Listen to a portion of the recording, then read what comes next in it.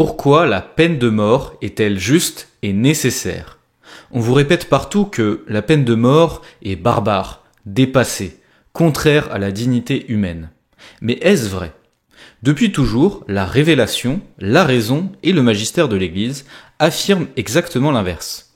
La peine capitale est une exigence de justice, une protection pour les innocents et même un moyen de salut pour le criminel repentant. Dans cette vidéo, nous allons démontrer pas à pas pourquoi la peine de mort est non seulement juste, mais aussi nécessaire.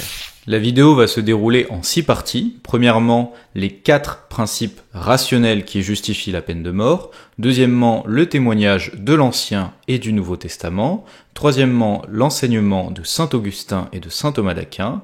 Quatrièmement, l'enseignement du magistère de l'Église. Cinquièmement, 3 exemples historiques de condamnation des abolitionnistes. Et sixièmement, les erreurs des modernistes sur la dignité humaine et sur la peine de mort. Premièrement, de manière rationnelle, il y a 4 principes qui justifient la peine de mort. Le premier, c'est le principe de justice. La société a pour but de protéger le bien commun. Quand un crime grave, comme le meurtre prémédité par exemple, est commis, il y a une dette objective de justice. La peine capitale n'est pas d'abord une vengeance, c'est une réparation proportionnée. Donc tout crime mérite une réparation. Ça, c'est un principe de base de la justice. Ensuite, il y a le principe de dissuasion. L'existence de la peine capitale, ça agit comme un frein aux crimes les plus graves. On peut dire tout ce qu'on veut, on peut argumenter tout ce qu'on veut. Si on sait que les crimes peuvent amener à la mort, c'est dissuasif. C'est comme ça. Donc, troisièmement, le principe de protection. Certains criminels représentent un danger permanent. La peine de mort est l'unique garantie définitive que leur mal ne nuira plus à la société. Il y a certaines personnes qui, s'en fichent complètement de la prison ou d'autres peines, et qui, surtout, peu importe ce qu'on fait, c'est des personnes qui sont irréparables d'un point de vue humain. Elles sont pas réintégrables dans la société, et il faut forcément les éliminer, sinon elles sont un danger tout simplement. Ensuite, il y a un principe philosophique. La vie humaine, elle est sacrée, mais celui qui supprime volontairement et injustement une autre vie, ou un autre crime aussi grave, perd sa dignité humaine, car il devient semblable à une bête. Et c'est là où il faut faire la différence entre la dignité ontologique, donc celle qui est essentielle, qui ne change pas, et la dignité morale, celle qui est accidentelle, qui est liée à la conduite.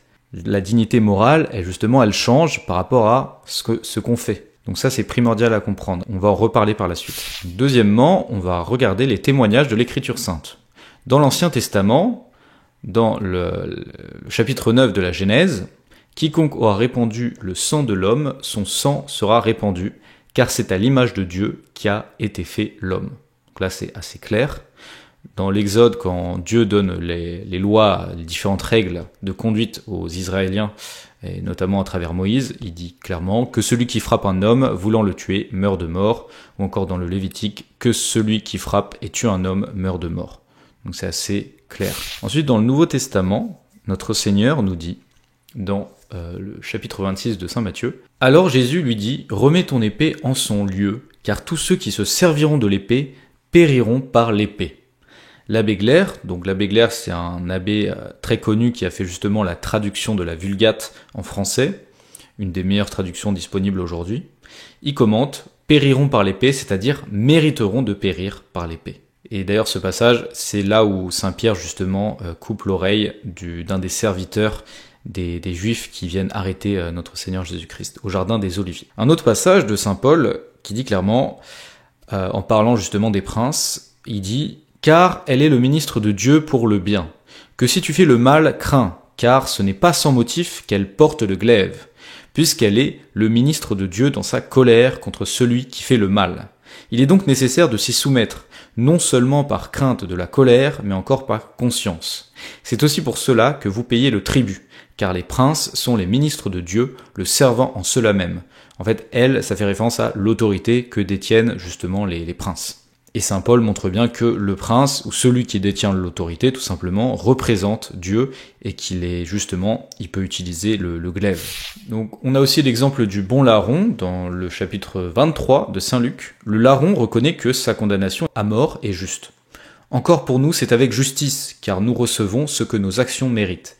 Mais celui-ci n'a rien fait de mal, en parlant de Jésus. Et notre Seigneur, il dit pas « Ah non, non, la peine de mort, non, non, vous méritez pas ça ». Non, il nie pas du tout ça.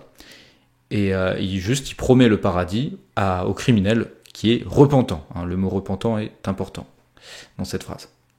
On a aussi dans les Actes des Apôtres un passage où littéralement Dieu punit de peine de mort une personne. Pierre dit « Ananie, pourquoi Satan a-t-il rempli ton cœur au point que tu mentes à l'Esprit Saint et que tu aies retenu une partie du prix du champ ? Tu n'as pas menti aux hommes, mais à Dieu. » En entendant ces paroles, Ananie tomba et expira. Donc là, c'est un passage où Ananie, en fait, avait voulu faire un don à l'église en vendant son champ, mais en fait, il avait gardé une partie sans le dire, en disant à Saint-Pierre, à l'église, que oui, je vous ai donné toute la somme. Alors qu'en soi, il n'avait pas besoin de mentir, mais il a menti. On ne sait pas trop pourquoi, peut-être par cupidité, avarice. Et donc ce passage montre que Dieu lui-même punit de mort certains péchés graves, même sans effusion de sang. Cela confirme que la peine de mort n'est pas contraire à la miséricorde divine, mais fait partie de la justice de Dieu. Il illustre aussi que la peine capitale peut avoir un effet salutaire sur la communauté, et par la suite, dans le verset 11, il est écrit « Une grande crainte saisit toute l'Église ». Donc, dans un des passages de l'Apocalypse, celui qui aura mené en captivité sera captif, celui qui aura tué par le glaive, il faut qu'il soit tué par le glaive. C'est ici la patience et la foi des saints. Donc là aussi, c'est assez clair. Troisièmement, on va voir l'enseignement des saints docteurs. Donc, dans la Cité de Dieu, saint Augustin, il commente justement le passage de saint Paul qu'on a vu juste avant. Et saint Augustin nous dit clairement « La même autorité divine qui a dit « Tu ne tueras pas » a établi certaines exceptions à la défense de tuer l'homme. Dieu ordonne alors, soit par loi générale, soit par précepte privé et temporaire, qu'on applique la peine de mort. Or celui-là n'est pas vraiment homicide qui doit son ministère à l'autorité. Il n'est qu'un instrument, comme le glaive dont il frappe. Aussi n'ont-ils aucunement violé le « tu ne tueras pas » ceux qui, sur l'ordre de Dieu, ont fait la guerre, ou qui, dans l'exercice de la puissance publique, ont conformément aux lois divines, c'est-à-dire conformément à la décision de la plus juste des raisons, puni des criminels. Et là d'ailleurs, il parle aussi de la guerre. Il est parfaitement légitime pour un pays, pour un groupe, de faire la guerre si c'est justifié. Et saint Jean Chrysostome et saint Ambroise, ils commentent ce passage aussi de la même manière. Donc là, on va passer à saint Thomas d'Aquin. Saint Thomas d'Aquin, il va nous apporter justement une justification un peu plus philosophique, un peu plus rationnelle. Donc, par le péché, l'homme s'écarte de l'ordre prescrit par la raison. C'est pourquoi il déchoit de la dignité humaine. C'est ce qu'on a dit au début de la vidéo. Qui consiste à naître libre et à exister pour soi. Il tombe ainsi dans la servitude, qui est celle des bêtes, de telle sorte que l'on peut disposer de lui selon qu'il est utile aux autres. Selon le psaume 49, 21, l'homme dans son orgueil ne l'a pas compris, il est descendu au rang des bêtes, il leur est devenu semblable. Et ailleurs, l'insensé sera l'esclave du sage. Voilà pourquoi, s'il est mauvais en soi de tuer un homme qui garde sa dignité, ce peut être un bien que de mettre à mort un pécheur, absolument comme on abat une bête. On peut même dire avec Aristote qu'un homme mauvais est pire qu'une bête et plus nuisible. Donc vous imaginez bien, si l'homme a le droit de tuer les bêtes, si un homme qui se comporte de manière mauvaise est pire qu'une bête, vous imaginez bien qu'on a parfaitement le droit de le mettre à mort. Voilà pourquoi, s'il est utile à la santé du corps humain tout entier de couper un membre parce qu'il est infecté et corromprait les autres, une telle amputation est louable et salutaire. Mais tout individu est avec la société dont il est membre dans le même rapport qu'une partie avec le tout. Si donc quelques individus devient un péril pour la société et que son péché risque de la détruire, il est louable et salutaire de le mettre à mort pour préserver le bien commun, car un peu de ferment corrompt toute la pâte. Selon l'ordre de sa sagesse, Dieu tantôt supprime immédiatement les pécheurs afin de délivrer les bons, tantôt leur accorde le temps de se repentir, ce qu'il prévoit également pour le bien de ses élus. La justice humaine fait de même, selon son pouvoir. Elle met à mort ceux qui sont dangereux pour les autres, mais elle épargne, dans l'espoir de leur repentance, ceux qui pêchent gravement sans nuire aux autres. Donc maintenant, on va voir l'enseignement du magistère de l'Église. Donc dans le Concile de Trente, en 1563, le Concile commente le 5e commandement « Tu ne tueras pas ». Et il dit bien qu'il y a des meurtres qui sont point défendus ici. Il est une autre espèce de meurtre qui est également permise. Ce sont les homicides ordonnés par les magistrats qui ont droit de vie et de mort pour sévir contre les criminels que les tribunaux condamnent et pour protéger les innocents. Quand donc ils remplissent leurs fonctions avec équité, non seulement ils ne sont point coupables de meurtre, mais au contraire, ils observent très fidèlement la loi de Dieu qui le défend. Le but de cette loi est en effet de veiller à la conservation de la vie des hommes.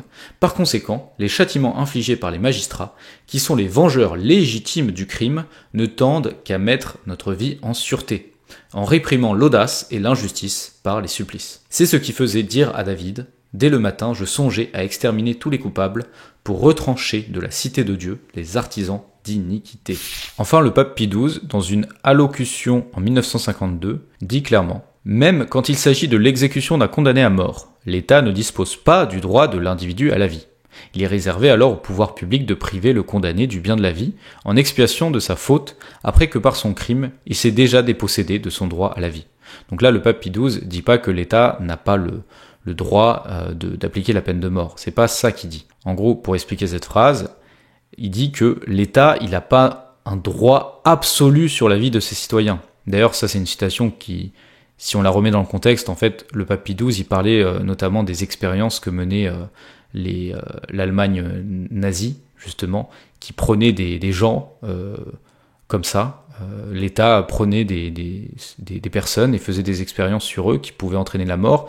Et ça, le pape Pie XII condamne clairement ça. Il dit bien que l'État, il n'a pas un droit de manière arbitraire sur la vie de ses citoyens. Ça, c'est totalement... il n'y a que Dieu qui possède justement ce droit sur la vie de tout le monde.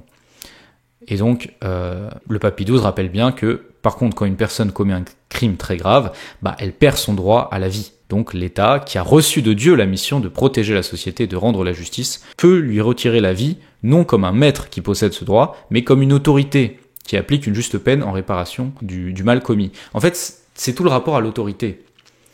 Toute autorité vient de Dieu, nous dit saint Paul, nous dit notre Seigneur, etc. En fait, la peine de mort, c'est juste l'application de l'autorité de Dieu, en fait, tout simplement. Mais en soi, celui qui applique cette autorité, que ce soit l'État, les magistrats, un général, peu importe, il ne possède pas le droit de vie et de mort en soi. Il ne possède pas ce droit, mais il reçoit l'autorité de Dieu d'appliquer justement ce droit-là. Mais en soi, il ne le possède pas par lui-même. C'est ça la philosophie thomiste et de l'Église. Enfin, on a des exemples historiques de condamnation. Donc, une des premières communautés humaines abolitionnistes, c'est intéressant de le savoir, c'est la secte des Vaudois, au XIIe siècle. Donc, c'était un groupe de chrétiens qui, justement, disaient que la peine de mort était absolument inacceptable et que ça allait contre la justice, etc. Et le pape Innocent III, il a condamné, tout simplement, cette proposition, et il leur a fait signer en 1208 un texte, une formule d'abjuration qui dit clairement « Nous affirmons, touchant la puissance séculière, qu'elle peut, sans péché mortel, exercer le jugement du sang, pourvu qu'elle procède en portant la sentence, non par haine, mais par jugement, non sans précaution, mais avec sagesse. » Ensuite, on a un deuxième exemple, où Léon X, le pape Léon X, condamne une des propositions de Luther, qui disait que justement, brûler les hérétiques, c'était contraire à la volonté du Saint-Esprit. Et le pape Léon X, dans sa liste de propositions condamnées, il condamne aussi cela. Le troisième exemple, c'est le pape Léon XIII, lorsqu'il a condamné le duel, il a dit clairement « Les deux lois divines, aussi bien celle qui a été proclamée par la lumière de la raison naturelle que celle qui a été par les Écritures, composées sous l'inspiration divine, défendent formellement que personne, en dehors d'une cause publique, blesse ou tue un homme. » Donc là, il dit bien « en dehors d'une cause publique ». C'est l'exception. Il y a aussi les guerres, etc. Mais voilà. Donc, maintenant, on va passer aux erreurs des modernistes. En 1969, Giovanni Montini, alias Paul VI, supprime tout simplement la peine de mort de la loi fondamentale du Vatican qui figurait depuis le Concordat de 1929. C'est assez clair, son intention, ce qu'il en pensait, là c'est assez clair. Ensuite, Karol Wojtyła, alias Jean-Paul II, dans le document Evangelium Vitae, en 1995, il limite la peine de mort à des cas pratiquement inexistants. Il dit « Précisément, pour atteindre toutes ces finalités, il est clair que la mesure et la qualité de la peine doivent être attentivement évaluées et déterminées. Elles ne doivent pas conduire à la mesure extrême de la suppression du coupable, si ce n'est en cas de nécessité absolue, lorsque la défense de la société ne peut être possible autrement. » Donc là, ça a l'air d'être catholique. Et après, il dit « Aujourd'hui, cependant, à la suite d'une organisation toujours plus efficiente de l'institution pénale, ces cas sont désormais assez rares, sinon même pratiquement inexistants. » vivre. Déjà, c'est assez bizarre. Donc selon la société, la société a évolué, du coup, apparemment aujourd'hui il y a des cas absolument inexistants. Mais dans son message de Noël de 1998, il appelle le monde à un consensus en faveur de mesures urgentes et adaptées pour bannir la peine de mort. Donc là il appelle le monde entier à abolir la peine de mort. Donc apparemment, avant, c'était... il y a des cas d'extrême nécessité, et là, il faut la bannir partout. C'est un peu bizarre. Un mois plus tard, il s'adresse de même à la population américaine, qui recourt encore à la peine de mort, dans un plaidoyer résolument contre, en janvier 1999, un Saint-Louis dans le Missouri, la qualifiant de sanglante et d'inutile. Donc la peine de mort est inutile. Donc là, c'est une contradiction frontale avec tout ce qu'on vient de dire. Joseph Ratzinger, alias Benoît XVI, il s'est exprimé absolument contre la peine de mort dans une exhortation entre guillemets apostolique de 2011. Il dit « L'attention des responsables de la société sur la nécessité de faire tout ce qui est possible pour arriver à l'élimination de la peine capitale. » Donc voilà, pour tout le monde. 2 semaines plus tard, il s'adresse aux fidèles de l'audience générale en ces termes « Que vos débats encouragent les initiatives politiques et législatives actuellement promues dans un nombre croissant de pays en vue d'abolir la peine de mort et de poursuivre les progrès importants accomplis afin de rendre le droit pénal plus conforme à la dignité humaine des prisonniers et au maintien efficace de l'ordre public. » Donc là, encore une fois, c'est une contradiction frontale. La peine de mort est inutile, la peine de mort va contre la dignité humaine et n'est pas efficace pour le maintien de l'ordre public. Donc c'est absolument pas catholique de dire ça. En 2018, donc là c'est l'accomplissement, on va dire, du modernisme en ce moment, Yorie Mario Bergoglio, alias François, supprime la peine capitale du catéchisme de l'Église de Vatican II, parce que évidemment le catéchisme de l'Église de Vatican II n'est pas le catéchisme de l'Église catholique, ce n'est pas le même, tout simplement, notamment à l'éclairage de l'enseignement de Jean-Paul II dans l'encyclique, entre guillemets, Evangelium Vitae, qu'il juge d'une grande importance. Et donc il dit « L'aversion toujours plus répandue de l'opinion publique envers la peine de mort, en raison des possibilités dont dispose une société moderne de réprimer efficacement le crime, de sorte que tout en rendant inoffensif celui qui l'a commis, on ne lui ôte pas définitivement la possibilité de se racheter. » Encore une fois, c'est du naturalisme, c'est la négation de la vie éternelle, là. L'important, c'est le salut des âmes, c'est pas forcément de se racheter dans cette vie présente. Et puis voilà, quoi. C'est la négation de l'efficacité de la peine de mort, qui est contraire à toute la philosophie de l'Église, et même la révélation. Et il change tout simplement le catéchisme, et il déclare la peine de mort inadmissible, quelle que soit la gravité du délit commis par le condamné, car elle attente à l'inviolabilité et à la dignité de la personne. Donc, quelles que soient les modalités d'exécution, la peine de mort implique un traitement cruel, inhumain et dégradant. En fait, l'erreur des modernistes, c'est de mélanger la dignité ontologique essentielle de l'être humain et la dignité accidentelle, la dignité morale. On va le voir juste après. Donc déjà, c'est intéressant de savoir que l'abolition de la peine de mort, ça vient de la franc-maçonnerie, ça vient des naturalistes, ça vient des ennemis de l'Église en fait. Donc un célèbre penseur des Lumières, Voltaire, initié au soir de sa vie dans une loge maçonnique, va largement contribuer à populariser le combat contre la peine de mort. Et la plupart des obédiences de la franc-maçonnerie au siècle suivant deviennent abolitionnistes. Aujourd'hui, vous allez sur n'importe quel site de la franc-maçonnerie, francs-maçons, ils sont tous contre la peine de mort. Quel hasard, n'est-ce pas?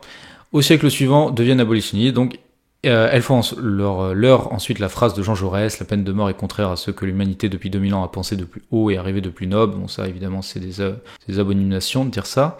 En ce début du XXIe siècle, plus de 100 pays sur quelques 220 ont totalement abrogé la peine capitale. C'est le cas de la France, où à l'initiative de Robert Badinter, qui était comme par hasard juif et très proche des loges maçonniques, il suffit d'aller... Vous tapez Robert Badinter, franc-maçon, vous trouverez des éloges des francs-maçons sur Robert Badinter, donc ils étaient copains, et qui a justement amené l'abolition en 1980 en France.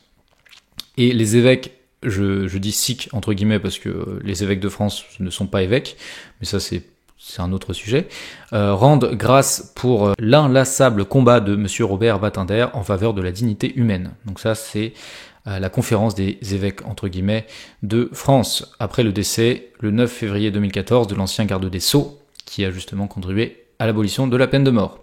Donc là, vous voyez bien que l'Église de Vatican II et tous ces faux évêques sont du côté des francs-maçons, des juifs et des abolitionnistes, quoi. C'est contraire à la foi catholique, tout simplement. Il n'y a pas vraiment de débat. Donc, la confusion, en fait, il y a une confusion moderne sur la dignité. Donc, il y a bien la philosophie thomiste, elle distingue deux plans. Donc, la dignité ontologique, c'est inaliénable, c'est que l'homme est fait à l'image de Dieu. Donc ça, c'est quelque chose qui ne change pas. Même un criminel endurci, il a toujours une âme faite à l'image de Dieu, il a toujours une âme, il a toujours une intelligence, il a toujours la capacité de recevoir le pardon. Ça ne change pas. Par contre, la dignité morale, ça peut se perdre par le péché grave, ce qui nous rend légitime à une peine proportionnée. C'est comme le fait en fait, c'est comme le paradis et l'enfer. Si par le péché grave, on perd notre dignité qui nous appelait justement à la vie éternelle avec Dieu, et on mérite l'enfer. Donc c'est un peu pareil. Le paradis et l'enfer, c'est justement un miroir de notre vie sur la terre. Donc les modernistes, ils fusionnent les deux. Et donc quand ils parlent de la dignité ontologique, celle qui est réelle et intouchable, ils la confondent avec la dignité morale, et du coup, en conséquence, toute atteinte à la vie ou à la liberté même de l'être humain, c'est une atteinte à sa dignité humaine. Donc c'est toujours interdit. Et donc, évidemment, c'est en lien, si vous regardez le texte de Dignitatis Humanae, qui parle justement de la liberté religieuse, le texte dit bien que la liberté religieuse est fondée sur la dignité humaine. Donc c'est très lié. Et vu que l'homme, justement, a une dignité absolument inaliénable, eh bien, on peut pas empêcher sa liberté de proclamer n'importe quelle religion qu'il aura décidé comme étant la vraie. C'est extrêmement lié, en fait.